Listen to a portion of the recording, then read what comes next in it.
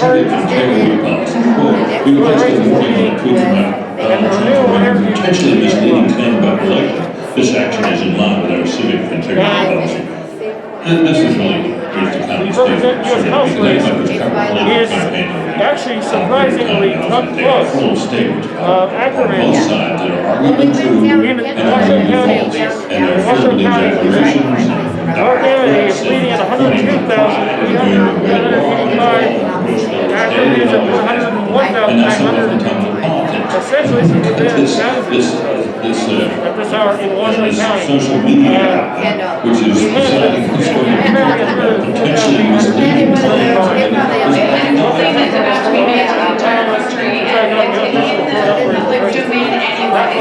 And trying to fix the claim that they are on the platform and not a communication of we have a call right here. Fox News decision guys now can call that former Vice President Joe Biden will win the Nebraska 2nd District. That again is one of 2 states, Nebraska and Maine, that pulls out the 1 district, so 1 electoral vote. President Trump will win the rest of the votes in Nebraska, but 1 electoral vote will go to Joe Biden. Maine, that district has not been called yet, but we were told by our Michigan that President Trump is off in Maine. That's 1 electoral vote, but guess what? It all adds up. We're going to take a quick break here, and when we come back, we're going to check around the horn about all the states that are still yet to be called, as the race to 270 and the race for the White House continues at 1:18 a.m.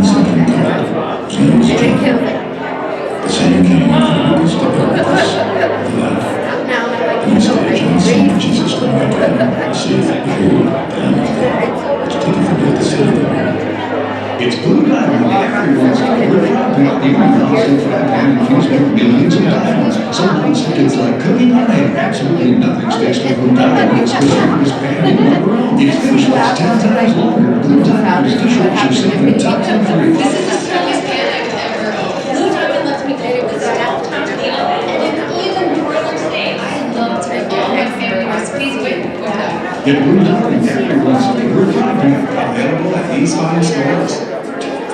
Your hustle looks different these days. One thing you can count is University of Maryland Global Campus. We've been pioneering online learning for more than 20 years, offering an affordable, accredited education, courses available 100% online, and no-cost digital course materials. You were made for us, and UMGC is made for you and here for you. Apply now at umgc.edu. One of my favorite supplements is quinoa turmeric. Turmeric helps with healthy joints and inflammation. Unlike regular turmeric supplements, quinoa's superior version helps me get the full benefits of turmeric. Quinoa is the turmeric brand I trust. Hey, Tony, what you doing? I am just reviewing some of Tubi's aspects. I got a huge offensive line. Tubi sucks for deep bench free movies and television shows. There's always a way to play. Tubi, download now on favorite devices. Investors, the best hedge is hard assets with low risk and high returns, including steady cash flow. The NRIA Prime Dividend pays a 10% monthly distribution plus targeted returns to 21%. Our fund is pro-growth with $1 billion in yearly stretch liquidity back. The Fed has plummeted interest rates, so hedge against inflation and receive our free report. Flow with the Fed. Call 201-210-2727.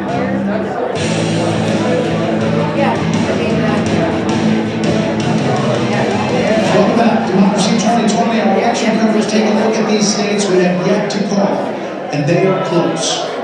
We've got Pennsylvania, Georgia, North Carolina.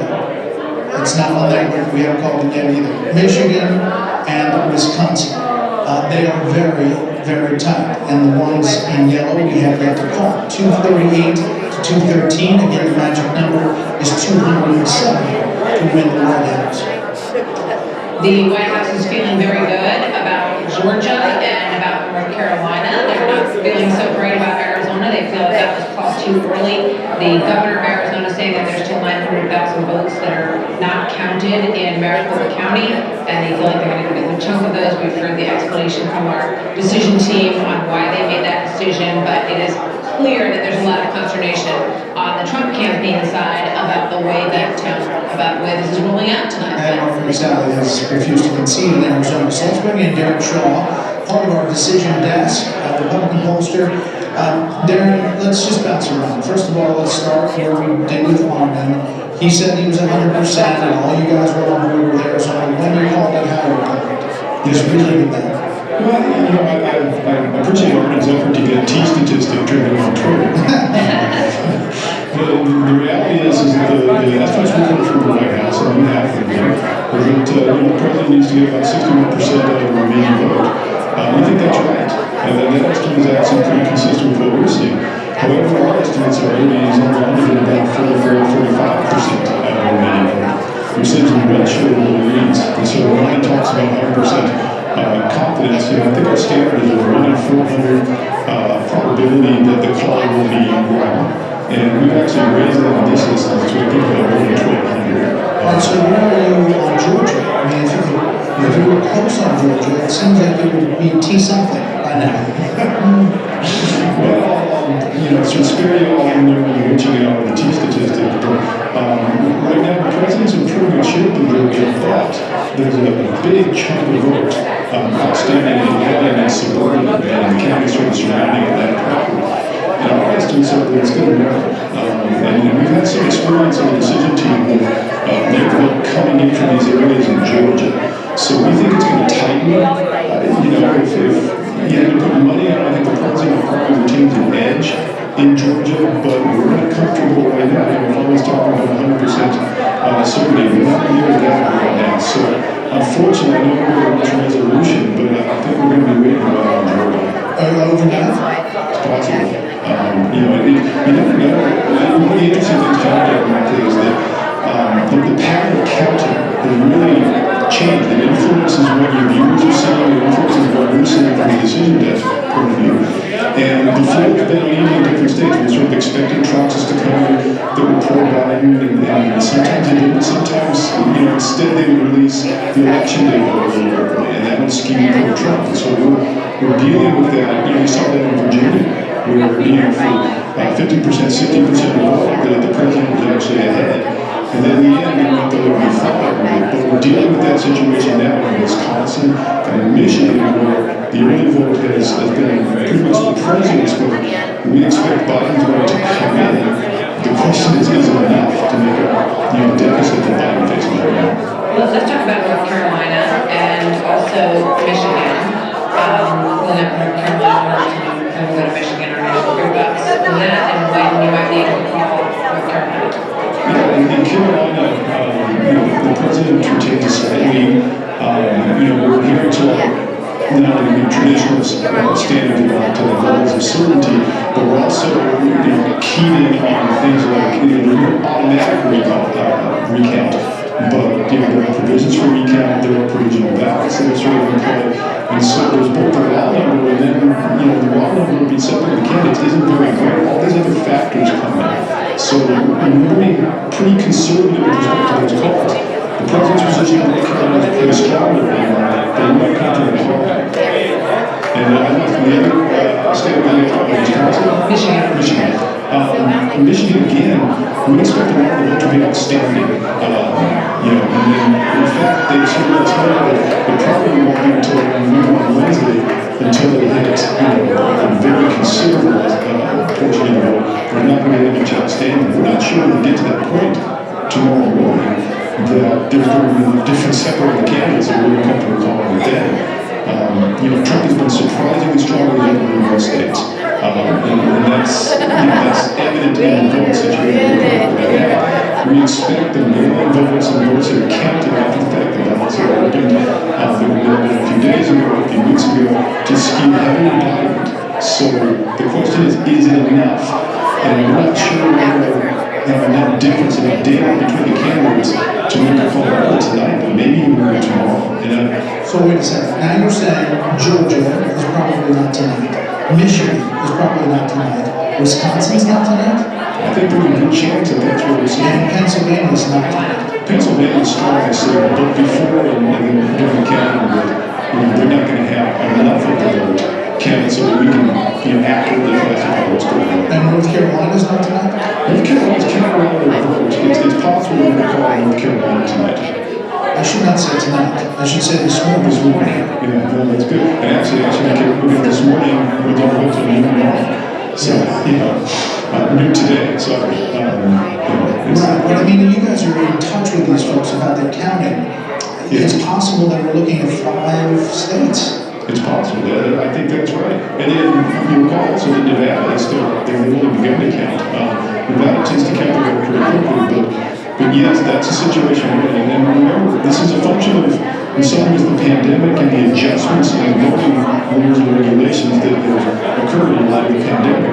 A bulked up mail-in program means that these election administrators are by state law, in many instances not able to count these until election day, or sometimes beyond, as mail-in ballots come into their possession. So that's all factored in. Close elections, right, plus significant mail-in votes and slightly different election laws create the potential for this. And we thought this might be the case, and in fact, I think it's playing out right in front of our eyes. Is there anything that has surprised you so far tonight, Darren?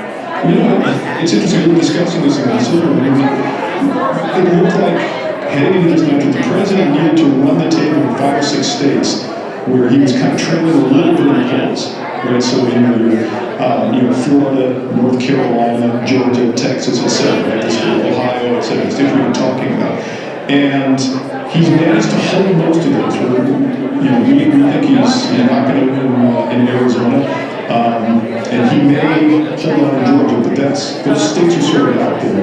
If he loses those states, he's in a tough position. Pennsylvania obviously continues to be decisive. I think Georgia still surprises me a little bit, given what else has happened. That Georgia is still a possibility at the bottom. And Arizona basically ended up exactly where it was polling. Those states, I think, could be the president's undoing ultimately, but as you said, we got a long way to go. And I still think Pennsylvania is going to settle this thing. Because both of them could get over the hump, you're saying, with Pennsylvania. Yeah, there's a hackneyed phrase, right? You're saying there's a chance. Yeah. Well, for both candidates, we're saying there's a chance. Well, Darren Shaw, we appreciate your time. Usually every time somebody comes to the decision desk, you guys have a call. So get back in there. I think called it by the time I get back. Thanks a lot for the time, and we love digesting all of those numbers. Dr. Penn, what's your thoughts on what you said? There is some news, and that is that the Philadelphia election commissioners have now said that they're going to have no update until 9 o'clock tomorrow morning. Oh, this morning? This morning, sorry. And so, we're not going to have a Pennsylvania answer until tomorrow, if even then. I mean, we're not going to get it there's no chance of that. By the way, you guys can't leave.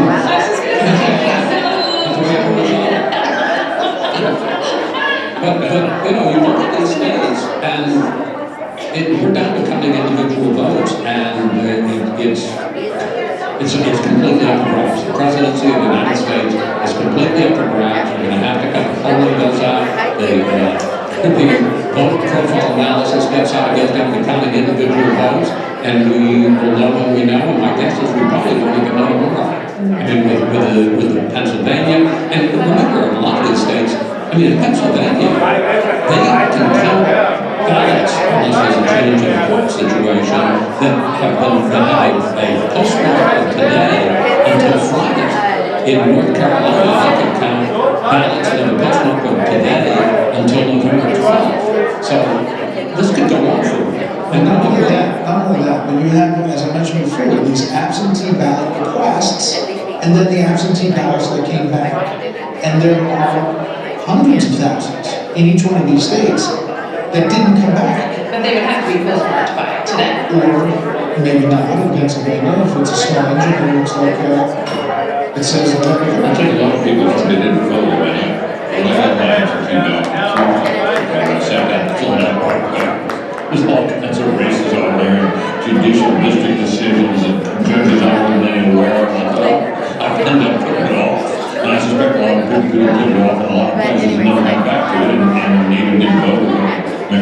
counted in person if they could. It's not why, like, all those votes will never be counted because they were never cast. Yeah, the whole notion that people requesting ballots suggests that their own volition, that they want to vote. And it's a little bit like military votes. You know, they're often counted subsequently. Yeah, but cast when? It doesn't matter when they're cast. I mean, if they're cast before election day, but what I'm saying is it doesn't matter if they get to the election board by election day that they can be counted. But those are often overseas ballots, and that's the provision for that. I mean, how long does it take to get it? Yeah, no, that's what I'm saying. So the suggestion that somehow it's out of order or a matter of ineptitude or corruption is not fair. Well, there's a group saying counting the military ballot, I'm all for it, but we're gonna have plenty of time, so by a number of these states to get around ballots. Dana, you're not leaving election, you're just gonna. I mean, now that I know, I might as well stay up for the entire day. At the 2 o'clock. Yeah, I mean, I didn't agree with you, but I'm talking about. That's what you do 2 a.m. as well. Well, you know, I think she had a break. That's right. Okay, that's it. Producers, just note that down. Great schedule. You know, it's interesting, 2016 was such a year of disruption, the country wanted change, and this is kind of a status quo election in a way that we're in everybody sees that it's going to be, unless some of these other ones come in and flip. But if you think about on the Senate races in particular, incumbents are very hard to beat. Looks like Tillis in North Carolina, it's a tough race. It looks like Cunningham had been in the polls leading didn't have much of error, but there, Cornyn, that was not close. Jamie Harrison in South Carolina was like the big war of 2020. He spends a lot of money, doesn't come close to beating Reno. Joni Ernst wins. There's some Collins is doing pretty good. So we haven't exactly, she's been seeing the Democratic governor that don't win, but incumbency is powerful. And it's really hard to beat them. So I think that in a change year, that's what you might have seen more of. But this time around, It's pretty. think about the fact that there has been this resistance to the president since day one. Since the night that he accepted the presidency, there has been this enormous force in the country, that comes out to a very close division, and we can see playing out here tonight to get rid of him. And that urge is not being satisfied tonight. I mean, that desire to see the president toss out of office and everybody down the road with him, regardless of the outcome at the presidential level, is simply not playing out. That's one thing we did on the campaign trail that much from Democrats, is that the impeachment, it didn't come out. Banished completely. There was never a campaign manager, Nancy Pelosi's analyst conference after it happened. He will always be impeached. Not that's the fact, he will always be acquitted as well. But the point is that sank out of sight. And you would have thought, and it is only here that if the president had been impeached, it was up for re-election, that would carry through the election, and he didn't. It was looking back, we can say that was an utter failure. It didn't work. The Democrats at all, and I didn't run on it. Not a single, not a campaign commercial? Nothing, no. I mean, it's impeachment. Yeah. You didn't need an impeachment. Okay. Well, we're going to break. Let's put up the Georgia numbers real quick, because getting word from the Cobb County elections, due to technology limitations, the precincts accidentally reported 0 of 191 until all precincts were uploaded and tabulated. We're working diligently to compile all votes, and we'll continue the effort of processing absentee ballots at 11 a.m. Wednesday, November 5th. That is Skype that is not going to be recorded. DeKalb is right outside. I just want to mention, the city of Milwaukee says that they will have all of their votes counted by 3 a.m. So it's possible that we might get a call tonight on Wisconsin. Yeah, 3 a.m. And also probably got a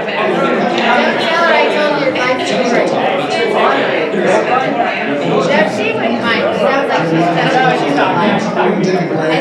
done. of it here. And on the other side, I wanted to talk about the legal efforts. Some legal experts about Pennsylvania and whatever else.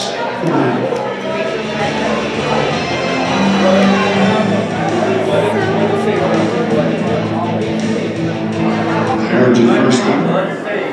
I just want to hear it again. Now available at Walmart.com. World-class rechargeable hearing aids for hundreds, not thousands of dollars, including our new app-controlled hearing aid that gives you full control of your sound environment. Try them in the comfort of your home for 60 days. Our full lineup available with free 2-day shipping now at Walmart.com. Hearing assist will change your life.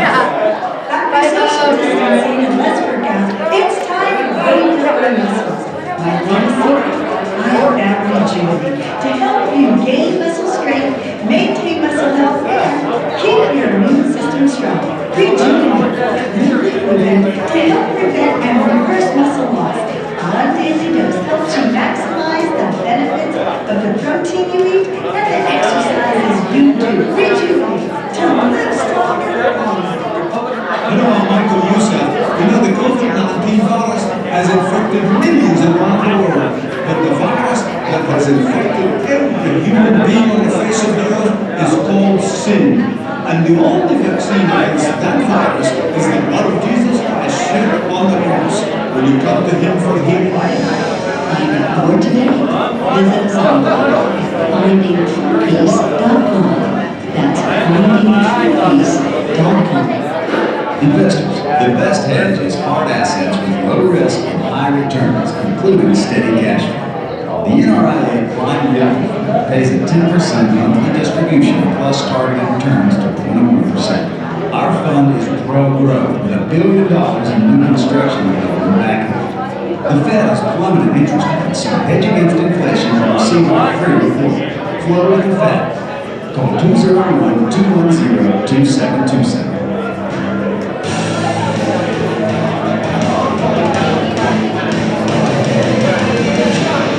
Welcome back, looking live at our board, and there you see Pennsylvania, which will not revolve tonight. We've already come to that conclusion. Or today. Or today, I'm sorry, It might today. be called later today. Tonight, later today. Let's bring in our legal panel tonight. Jonathan Turley, George Washington University law professor and constitutional attorney, and Andrew Gray, former federal prosecutor. Both are Fox News contributors.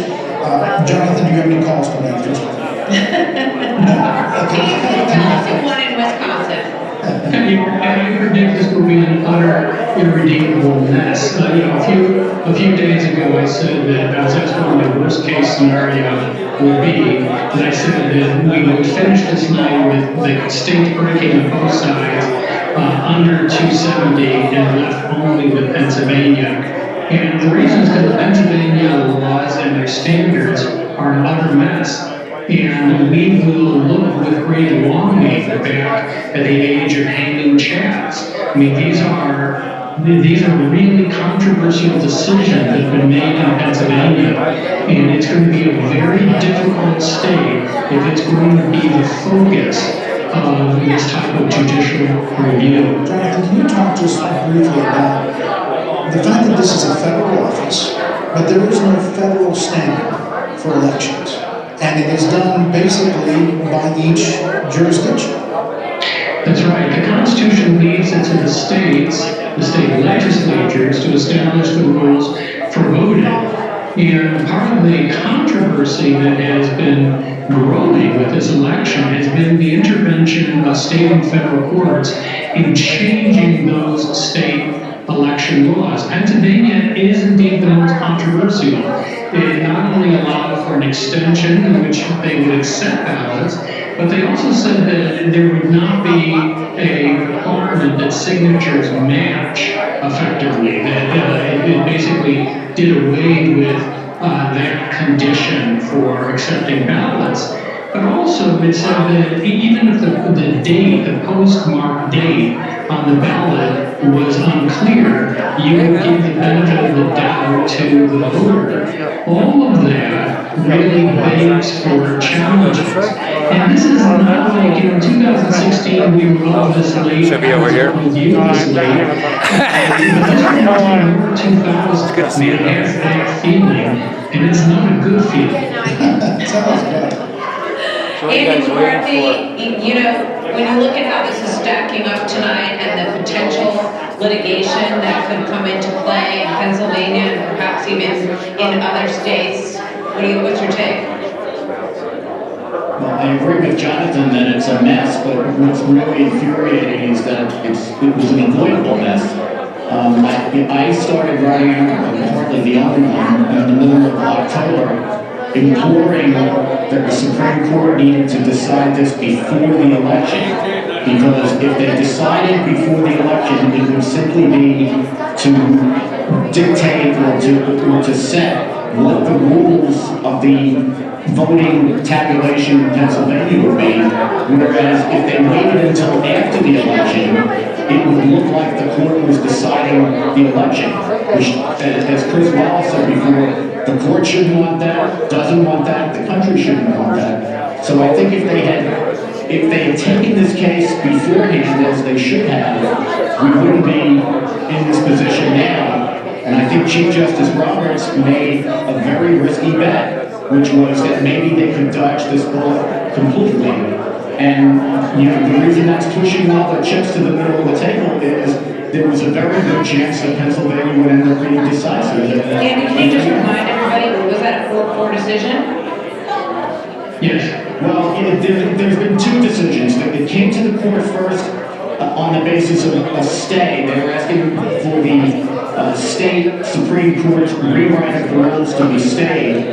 At that point, Chief Justice Roberts voted with the 3 liberal justices on the court to create a 4-4 deadlock, which meant the court wouldn't do anything and the Pennsylvania ruling would stay. Last week, the Republican State Committee asked the court for an expedited ruling on the merits of the case, that is, whether the state Supreme Court was allowed to change the rules the way they did and what Jonathan just explained. And at that point, the court said, it's too late at this point, 5 days before the election, for us to make a ruling on the merits. But Justice Alito, in an opinion that was joined by Justice Thomas and Justice Gorsuch, said that doesn't mean that we can't preserve the status quo ante. So what he said was, take all the ballots in for the 3 days after the election, as the state court has said, but segregate them so that we can make a ruling if we have to about whether those votes will count or not. And that's where we're headed, I think. Yeah, they were looking live, by the way, Philadelphia, where they're still counting. We're told by the Secretary of State there that there are 8-hour shifts. And you can see them in the back kind of doing the ballots. They had a bigger staff earlier, but they're rotating crews in, continuing the count. Jonathan, so that brings us to the fact that Justice now, Amy Coney Barrett, is in this position in this court that is now 9, filling the spot of deceased Ruth Bader Ginsburg. And Democrats, during that hearing, were saying you have to recuse yourself if an election case comes to the Supreme Court after November 3rd. I assume we're going to hear that more. Yeah, we will, and it's utterly ridiculous, and it's also incredibly insulting. There's no reason under the usual interpretation of the standard for recusal for Justice Barrett to draw from this case. She doesn't have a personal interest in this case. She doesn't have a financial interest in this case. She didn't work on underlying litigation or cases related to any appeal. None of those conditions exist. I know of no case in history where a justice will recuse herself simply because she was nominated shortly before an election, and some people view her as some type of judicial shill. And I don't expect that's going to happen. I would be very surprised if the liberal justices would even support or suggest that. Now, we have no idea how she will vote on these types of issues. They are difficult. You know, the conservative justices that Andy was referring to, noted that there are both state and federal rights of voting, that this, just because a state court rules on voting doesn't mean the Supreme Court has no role at all. But it is important to note that when state courts rule on state law, the federal courts, particularly the United States Supreme Court, tend to defer on issues of this kind. So there's a difference. So Wisconsin had a case go before the Supreme Court that was decided by a federal court, and Roberts joined the conservatives in rejecting that extension and said that their federal judge was using a form of federal intervention in the state law. But when the state ruling came up, Roberts had a sticker shock and said that he felt he would leave it as it stood. So nothing has truly been resolved in any of these contests. We started yesterday in the red zone. That's the difference from other past presidential elections. We usually get to litigation that's typically by the end of the day. We are already triggering, or seeing these lawsuits triggered in each of these swing states. Now, many of those cases are placeholders. You bring the challenge in case the vote is closed, and you have a foundation to try to challenge the results. But we have a lot of challenges, including the one of D.C., where the United States Postal Service failed to comply with an order of a federal judge to do a nationwide search for someone. Yeah, and that judge is Judge Sullivan, who many conservatives feel is anti-Trump administration. So that could be very lively. Jonathan, I look back to 2000. I covered Tallahassee recount there, 37 days and nights, hanging chads. And I remember at the beginning, Democrats felt that their PR message, their talking point, was that you have to continue to count. You have to count every vote. We're already hearing that from the former vice president tonight, count every vote. And it does sound like a good thing to say. Sure, count every vote. But Republicans, in some cases, are going to be saying, no, stop the vote. That's right. And when you hear that line, some of us were involved in covering 2000 on the field positions because it's a real nightmare. And part of the problem around these challenges in places like Nevada, Republicans are arguing that the way that ballots are being handled is going to make it difficult for them to essentially walk this cat backwards to try to look at the balloting that might be improper. So there are layers of challenges here, which are going to create serious problems for the court. And when people say count every ballot in a situation like this, it can prove utter madness. We're talking about millions of ballots that have come into these polling centers in a fairly novel and new way. It's not that mail-in voting is new, it's just mail-in voting to this degree is new in places like Nevada and other states. And then you get into the inevitable debate in those counts of whether or not they're valid. Whether the signature matches, like the instance in Pennsylvania, and in other states as well. I mean, Andy, there's going to be a lot of subjectivity in the question of whether or not all these ballots are valid in many cases. Yeah, and I think to the point that Jonathan just made, a lot of times things get sort of sketched out in front of an appellate court, and it sounds like it'll work just fine. But the fact that you represent to the Supreme Court, as Pennsylvania has, that they will segregate the votes that come in after November 3rd, that may sound great in a forum, but whether as a practical matter they'll be able to carry that out, we're already hearing some rumblings there that in at least some places it's hard to canvass and segregate at the same time. I've wondered from the start, what happens if they come back and say, gee, we goofed, sorry, we couldn't segregate them, then what? So we have a bunch of, disaggregated bunch of ballots and they can't segregate. The one positive, I suppose, is we are at 1:50 in the morning East Coast time, and were any riots, or looting, even though we're boarded up here in Manhattan and Georgetown and Washington and other places around the country. But as this protracted effort goes on, Andy, the potential for stuff happening goes up.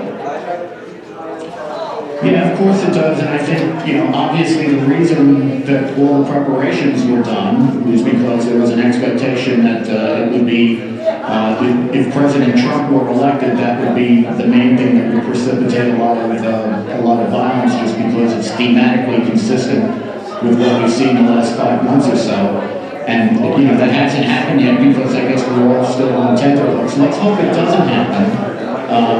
Because we haven't shown that we're famously good to this point at controlling all that. I just, thank heavens for peaceful one night. Yes.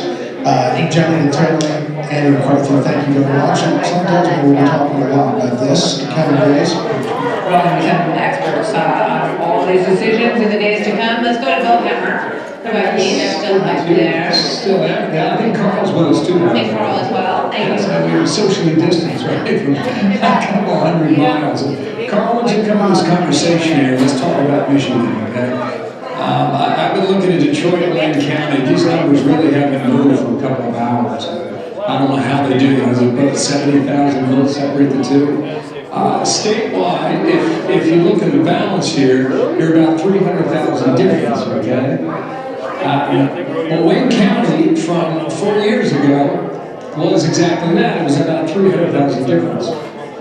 If you would examine this now, Carl, I just do the math with these Upper Peninsula counties just chipping in here. They went red. Does it appear that Trump has an edge in Michigan at the moment? What do you see inside the numbers? Yes, I do. But the question is, how much is out in Wayne County, the city of Detroit, and how much is out in the UP? And my suspicion is that there are going to be more votes in Wayne County that are out there in the Upper Peninsula. And so far today, it seems to me, at least where I'm looking at the New York Times county list, where they make a projection as to how many votes are left out in the county. And I've taken a look at a couple in North Carolina and tried to see what the relation is. They would say, 25% of the vote is in, so, what is the 100 equal? And it's pretty good, but it's not reliable. So there's got to be a big difference between Detroit.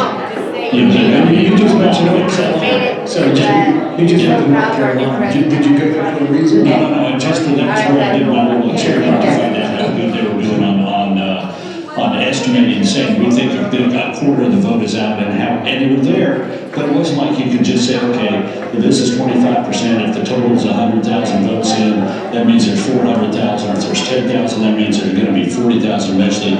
It'd be off a little one way or the other. So, the one way to do this is to take a look at how much we think is out there, and I just think it's going to be hard to do that given the fact we can't look at past patterns to divine what's happening in this election. You don't think we can?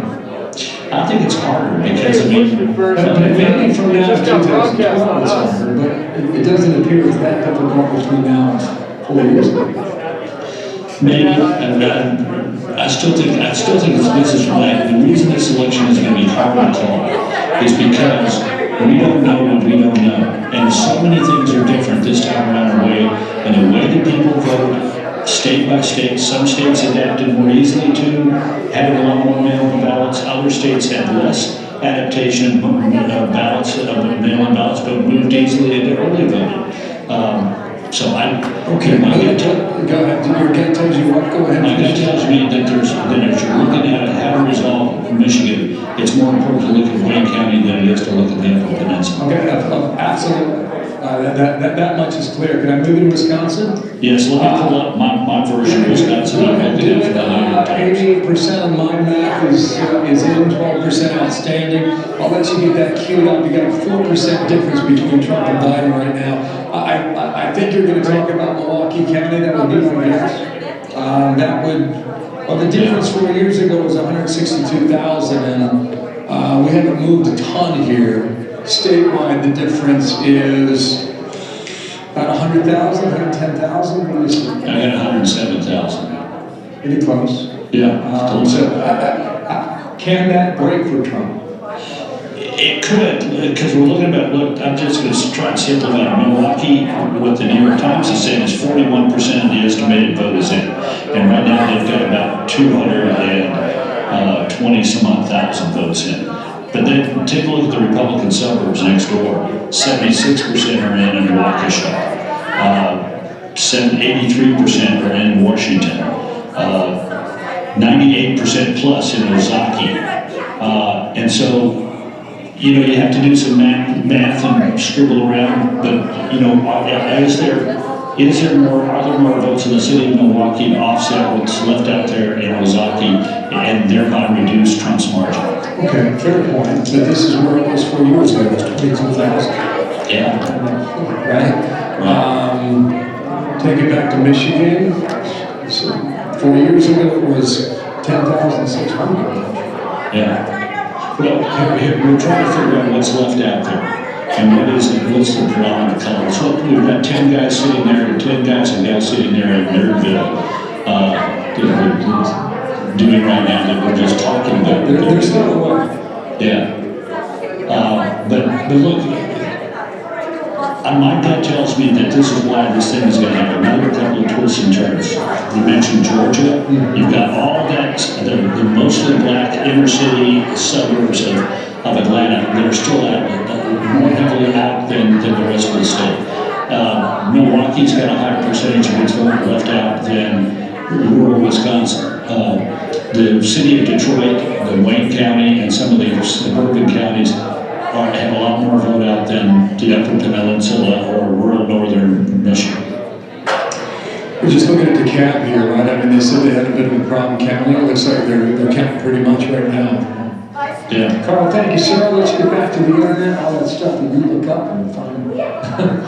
We can't, sir. In fact, that's Bill, Carl, thank you. Let's go over to John Roberts at the White House. We're hearing there's a 5-minute warning for President Trump to speak to voters in the nation. John, can you hear us? The press pool was just called in. That's what they call the head on camera that you can see there. So I'm just looking at the screen so I can tell what's going on. The president will be coming down in a minute. We do want more information.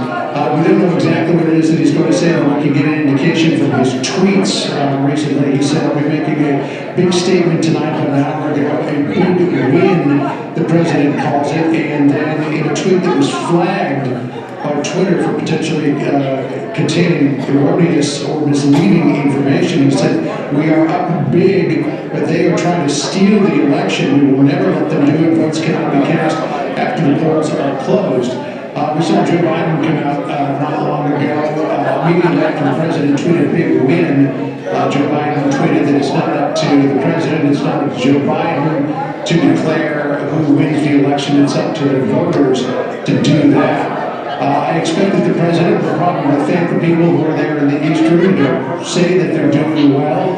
If you look at some of the projections, Georgia, according to one projection I looked at, is now projected to be in the Biden column, which means that if the president were to lose Georgia, he would have to run the table of North Carolina, Pennsylvania, Michigan, and Wisconsin in order to get about 270 votes. Otherwise, the election goes to Joe Biden, who would come in with about 270, 271. So the president's got to hope that those early numbers in Georgia last and that nothing crazy happens in Pennsylvania, because nothing crazy happens in North Carolina, because when you look at both Georgia and North Carolina, the president is the same margin, which is just about 2 points or so, so there's not a lot of room for more votes to come in for Joe Biden. We are going to all, it looks like, get whatever sleep we can in the next few hours, not knowing who the winner of this election is. And as you were pointing out with Jonathan Turley and Andy McCarthy, this thing could go on for days, Brett and Martha, before we know actually who won. And as this begins to tighten up, I think that's when the potential for legal challenges increases exponentially, particularly in the state of Pennsylvania, which has got until Friday to count votes. And North Carolina got another 9 days to count votes as well. So this happened to us in 2000. And I remember standing there in an outdoor amphitheater in the rain in Nashville, waiting for Al Gore to come and concede. We were told that he was going to concede the election to George Bush. And we were left standing in the rain because Al Gore never showed up to concede. And it wasn't until 37 long, torturous days later that we finally learned that he was the winner of that election. And we can only hope it doesn't take another 37 days, but we'll see. I was there in Nashville too, and then got on a plane to Tallahassee.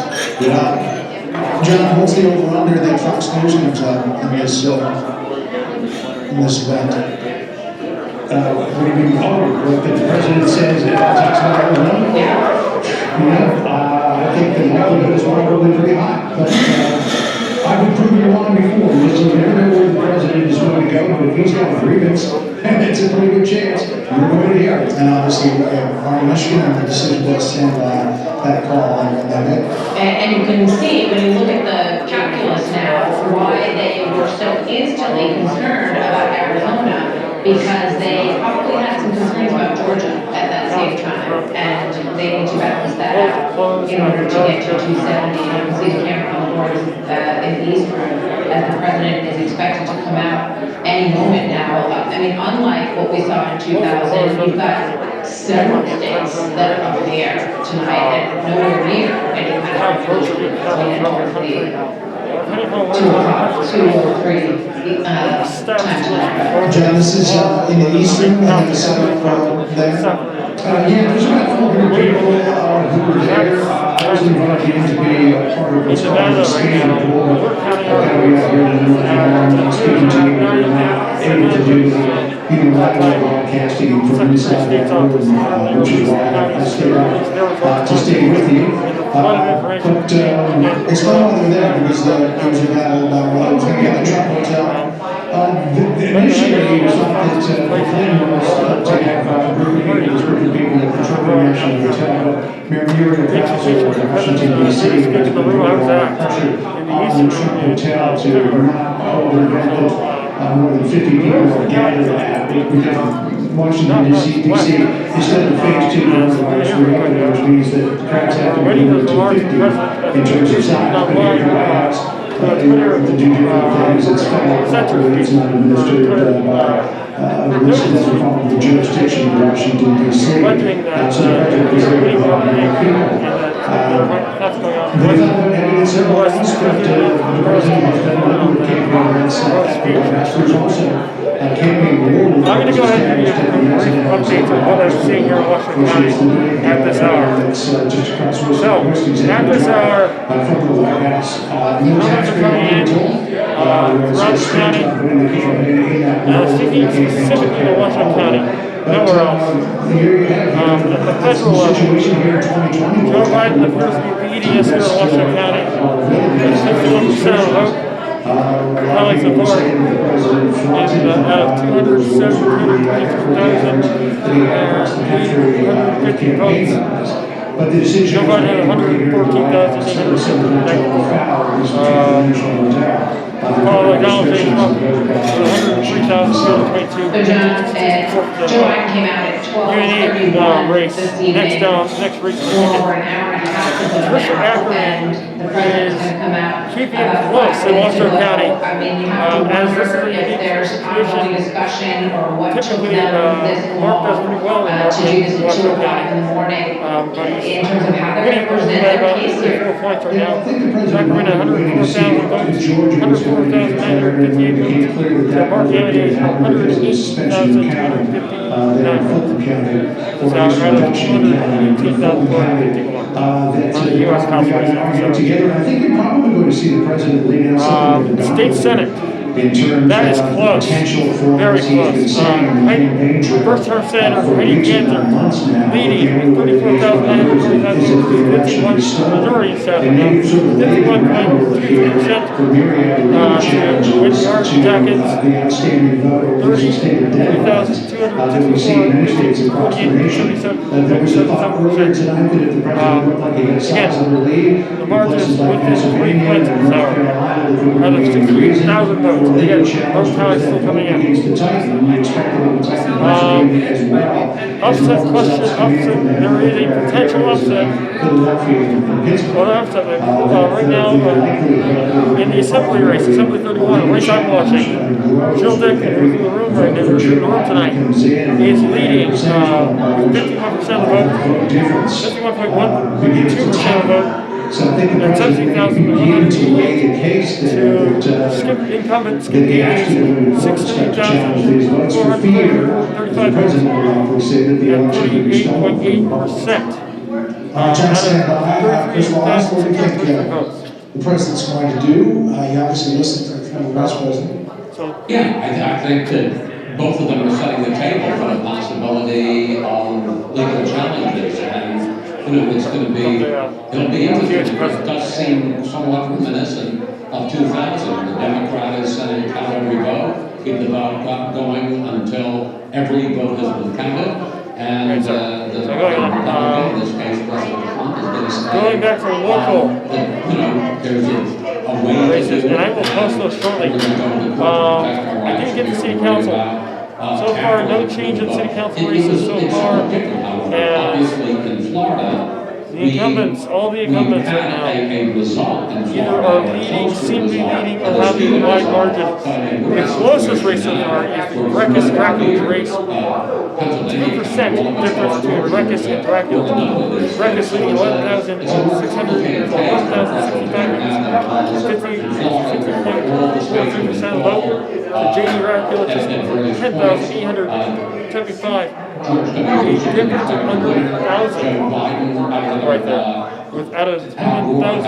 Actually It's a difference of about under nearly 310 votes. A difference of about 310 votes. Out of 21,940. Well, this is really close to a lot. complicated and tougher case for this president to make than it was for George W. Bush. And it's going to be excruciating for the country. Well, I think it would be, such something different in terms of you look at the comparison. Let's take a state like Pennsylvania. You look at the rural counties in the middle versus, the counties that are strong. And again, out in Sparks, the incumbents are both leading outright at the moment. Anderson with a nearly 15-point lead against Keith Smith in Ward 3. And in Sparks, Ward 1, Abbott with a nearly 11-point lead to Starrow. The difference between the Abbott-Starrow race in numbers right now is 652. Out of 5,902 votes. We have over 2 minutes left for the president. The decision is now calling the Montana Senate race for the incumbents. So that's one less Senate recall. Montana ran for Senate. This was category. This is a big poll in the recent days, but Danes have won a close one apparently, according to I'm going to verify with my own eyes on this one. Not another source on this, but it's on the Danes race. It's a very interesting view. The days after, as Stu Bullock is probably the Montana Democratic Party kind of failed in this fight. And Gaines may have reached days in the early outside race, so 80% of the race are saying it's 10 blocks. That might be interesting information, but again, I'll check to see the stats on that. Washington County Commission. This one is a bit of a... Keep your eyes on this one. Alexis Hill is leading in this race by nearly 11 points after this hour, with 26,715 votes, with 55.4% of the votes, according to the county. Commissioner, Vice Chair Berkler, 21,480 votes, and 44.5% of the vote is 195 votes.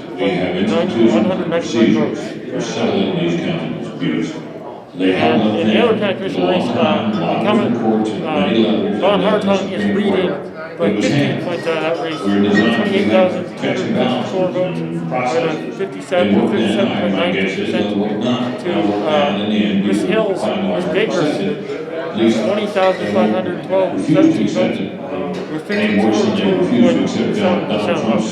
Clear victory 4 years ago. I might also add about 2,000, by the way, that the slogan of the Democrats was. And I'm actually looking at Washington County. This is Mr. Kumo, Justice of the Supreme Court race, leading with 38.23%. Herndon, sorry, Doug Herndon is leading in that race. 94,503 I'm sorry, that's it. votes, 47.2 not majority status. Ozzy Kumo is 76,511, 38.2%. Unique, this race has one of the highest, none of the above ratings I've seen tonight, in the rank of 14.5%, nearly 30,000 votes in that category, 27.9, the exact 29,166 I'm sure it was optimistic that certainly the country's going to come apart, but this is the last thing the country needs. I mean, so many people are close to the political numbers right now, and it seems to me this has been pushed closer together. It's the 2020 cherry on top of a really awful Sunday that the country really does not need, and that I think is one of the most difficult parts of watching all of this unfold tonight. It's starting to look up. We did some history. And right now, in Washoe County, question one, border regions, it looks like it's going to go down. In Washoe County, the margin is pretty heavy. Yes is at 37.62%, to the no 32.38%, which means the status quo for the border region stays as is. Question two, changing the language to match the 2015 decision, report decision, looks like it's going to be for a dominant yes, 63.14%, 36, to the no 36.6%. Bush v. Gore decision, it was deeply scarring over a lot. Question three on the current board, 56% yes, 45% no. See, question four is voting rights, leading yes at 58.67% versus the no 41.33%. And the renewable energy portion is leading at 53.35% to 46.65%. And that's where we're at right now with the races I'm looking at. Statewide this White House, where the president, in the age of COVID-19, has been the place where he is delivering the big moments. This is obviously one of the biggest as he tries to. Right now, according to the Secretary of State, Washoe County is in the bank heavy. Joe Biden is leading in Nevada at nearly over 500,000 votes. At 538,163 votes at 50.858%. Biden is leading in Nevada to Donald Trump, incumbent, 47.55% or 505,866 votes. Right now, counties, the only counties outstanding from the Secretary of State's office, Lander and Lincoln, and those are actually two of the smallest counties in the state, offhand. I would know firsthand. According to the Secretary of State's office, It looks like the clone Canizaro is leading in a race down in Vegas. That is notable, as she is the majority leader and one of the key seats needed to retain the state Senate to help the Senate Democrats hold on and maintain or gain a supermajority. There were 6 major states that are still on the side. Thanks for Andrew seat. Senator Andrew seat. So she's going to retain that as well. She's in the leading in that race. As you say, Martha, it's 2020. It took until 3:30 in the morning in 2016 for us to make that final call, to call for the I'm looking up really quickly here. This races moment, of question.